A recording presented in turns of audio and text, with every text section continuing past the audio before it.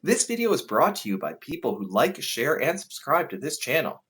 You can also support my work by buying me a coffee.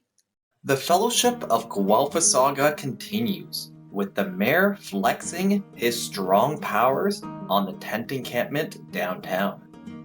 At his annual State of the Shire speech, the mayor announced his plans to the surprise of the Council of Elders.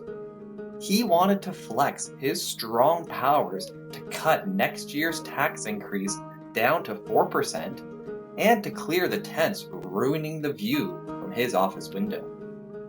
Meanwhile, in the Tent Encampment downtown, Greggles of Dorval and his camping friends received threatening notices from unofficial sources. Instead of helping them, like the Tiny Homes group was doing, they were mistakenly given notices saying to clear out. Can Carly of Klassen and the Elder Elves do anything about the housing cost crisis? And will the mayor clear the camps with his strong powers? After sleeping off his headache from the housing symposium, the mayor sobered up to the living situation downtown. He stared out his office window as the growing tent encampment replaced the once scenic view. Letting no emergency go to waste, the mayor used the propane tank fires in the tent encampments to push his safe space bylaw. We said we need to put some guidelines to make sure that people are safe, people who are living in encampments, and folks that are using public spaces, Rodrigo of Galler said in support of the bylaw. As a local landlord, Rodrigo was concerned about the safety of the minimum wage earners and that they weren't paying rent to live outside, unlike the people paying rent to live in the shack in his backyard. The mayor proposed safe space bylaw would ban setting up tents in public areas during the daytime and in sensitive spaces like public walking trails and around the fountain downtown. Using the Lord of the Liberals gas can strategy, the mayor also proposed to ban propane tanks by declaring them unsafe. That way, the minimum wage earners could no longer stay warm or set up camp downtown, restoring the scenic view from the mayor's office window. But the effectiveness of the mayor's safe space bylaw remains uncertain. Matthew of Delaney, who lives in the tent encampment downtown, criticized the bylaw and people who don't want to deal with the eyesore. Like, what do they want us to do? They're pretty much setting us up for failure to freeze to death, he explained. Matthew doubts the minimum wage earners will move their tents since it's a bylaw issue, not a criminal one. What are you going to do? Give us fines and then what? Squeeze blood from a stone? We're all on welfare and ODSP, so those fines are not going to get paid anyway, he screamed. Unfortunately, Matthew's predictions ended up coming true. A few days later, some mysterious bylaw notices were left at the tents downtown. The notices said that camping there was not allowed and that bylaw officers would return within 12 hours with an eviction notice. Greggles of Dorval and his friends wondered why they received these notices when the safe space bylaw hasn't even been voted on yet by the Council of Elders. He contacted Stepping Stone's executive director, Gail of Hoekstra, to find out. After becoming aware of the situation, Gail said that the notices were accidentally left there.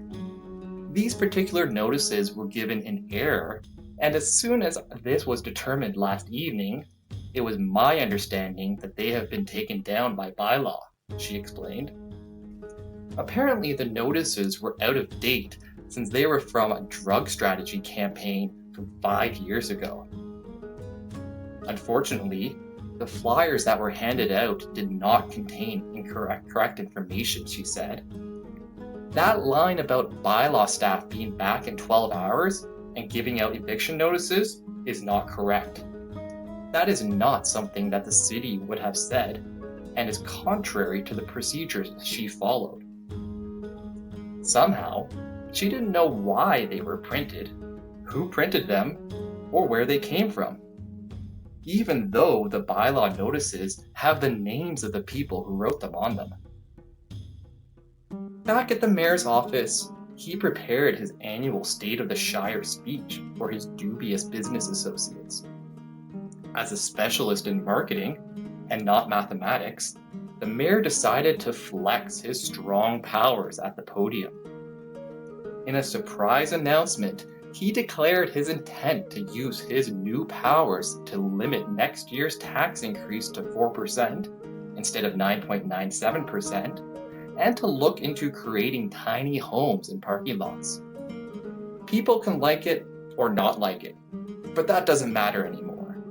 They have a right to have that position, the mayor flexed with his strong powers. But not everyone was impressed by the mayor flexing his powers, particularly the Council of Elders, who should have known about it. I am concerned about the potential erosion of the democratic process, said Rodrigo of Galler from the Northern Forest. The Elder Elves were also surprised and concerned about the announcement. That's not teamwork. If he wants to use strong mayor powers, then he has to take accountability for the powers too, they explained. To put council under the bus in such a disrespectful way is not being a strong mayor. It's being a weak leader. Meanwhile, in the Tent Encampment downtown, other people were trying to help the homeless instead of booting them out with a new bylaw.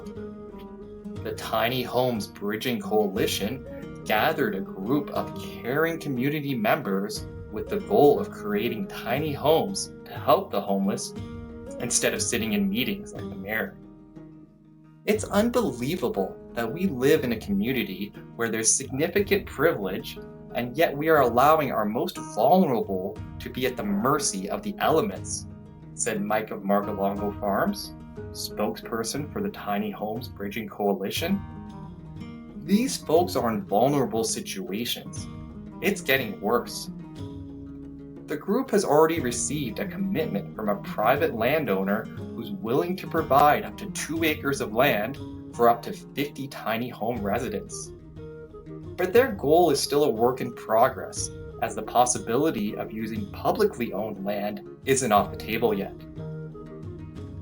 Can Carly of Klassen and the Elder Elves do anything about the housing cost crisis? And will the mayor clear the camps with his strong powers? Stay tuned here to see. This video is brought to you by people who like, share, and subscribe to this channel. You can also support my work by buying me a coffee.